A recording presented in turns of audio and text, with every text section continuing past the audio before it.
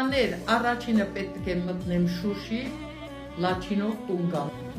Նպատակը Շուշին էր։ Օպերացիայի մասնակցելու ժամանակ,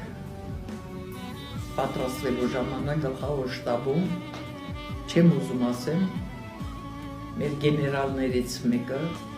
ասում է, տանկը պետք է բարձրանա հետիորդը հետևից, Վարդանը ասում է, տավարիշ ռուսական բանակի գեներալ, ինչի եք թուրքերին հիմարի տեղ դրել։ Ստեփանակերտը տեսել եք Շուշին,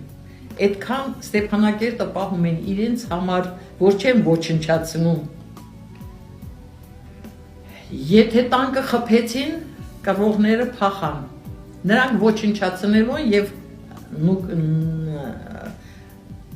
մեր ժողովուրդը թաքնված նկուղներում ինչ է լինելու։ Մենք պետք է բարձրանանք ժայռերով, խուճապի մատնենք, նոր տանկը բարձրանա։ Կողքի Ասկոլկայի հետ Շուշի ուղղությամբ առաջ են խաղում,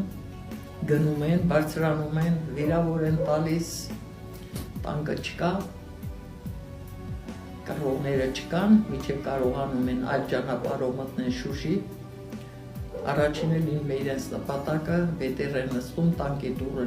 բանտի դուռը ջարդում, որ գերիներին ազատի, նկարը այնտեղ Շուշի դռնից քարերով համբյուրելով հասնում է դռանը ու Վարդանին կորցնում են, ուր է Վարդանը, գլխագին են դրել մեր դուշմանը,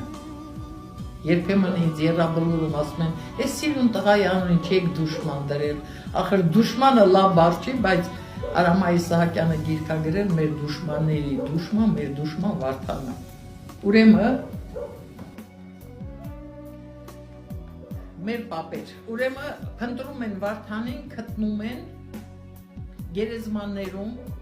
գին ու շիշը վերցնում է, մտնում հայկական գերեզմաններ,